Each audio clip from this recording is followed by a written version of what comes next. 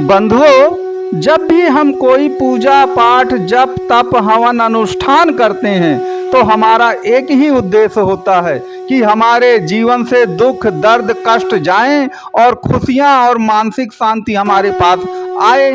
तो दुख दर्द कष्ट का स्वामी कौन सा ग्रह होता है? वह स्वामी ग्रह होता है शनिदेव। और याद रखिएगा, भोलेनाथ में वो ताकत है जो शनिदेव द्वारा दिए जाने वाले सभी कष्टों को पी करके समाप्त कर देने की अगर क्षमता है तो याद रखिए विषधर उनको कहा जाता है और वो शनिदेव के सारे पापों को नष्ट कर देते हैं। तो आपको तो मालूम है कि पुरुष बली नहीं होते हैं, समय होत बलवान। तो याद रखिए, सबसे उपयुक्त समय शनि के सारे कष्टों को दूर करने का समय होता है सावन मास का महीना, जो कि 11 जुलाई से 9 अगस्त तक चलेगा और इसी समय आपके रुद्राभिषेक किए जाते हैं। तो अब प्रश्न ये उठता है कि आखिरकार रुद्राभिषेक किसको करना चाहिए? तो याद रखिएगा, अगर आपकी कुंडली में शनि नीच के हो, आपकी 7.5 चल रही हो, कुंभ मीन और मेष वालों की 7.5 भी इस समय चल रही है,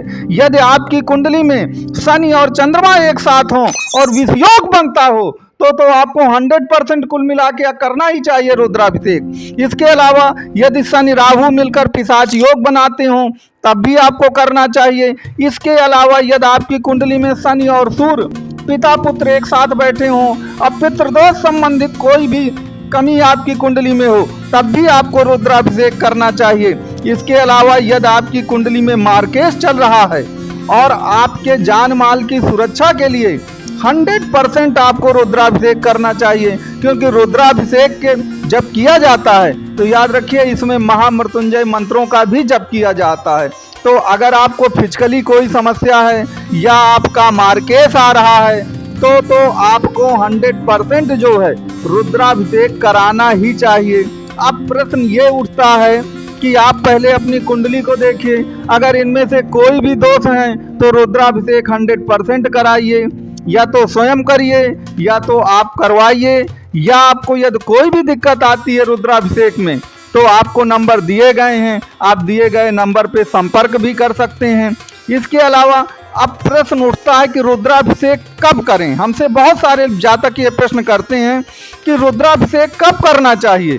तो देखिए, वैसे तो सोमवार का दिन सबसे अच्छा माना जाता है रुद्राभिषेक के लिए, लेकिन यदि किसी कारणवश आप नहीं कर पाते हैं तो बुधवार का जो दिन है वह भी रुद्राभिषेक के लिए बेहद शुभ दिन माना जाता है।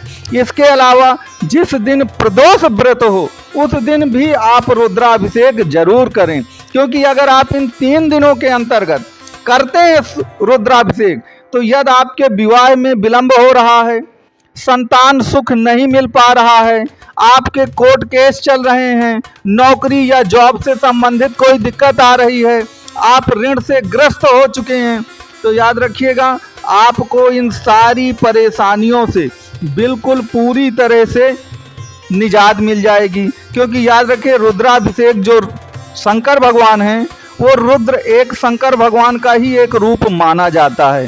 तो निश्चित तौर पर शंकर भगवान को आप जानते हैं वो विषधारी हैं, वो तो सारा विष भी पूरी सृष्टि का पी लेते हैं।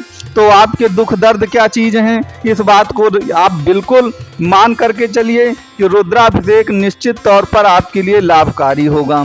अब इसके लिए रुद्राभिषेक के लिए क्या क्या करते हैं तो आप जानते हैं कि रुद्राभिषेक में जल है, दूध है, दही है, घी है, शहद है, बेलपत्र है, धतूरा, चंदन आदि का प्रयोग किया जाता है। तो आप इन सामग्रियों का प्रयोग करिए।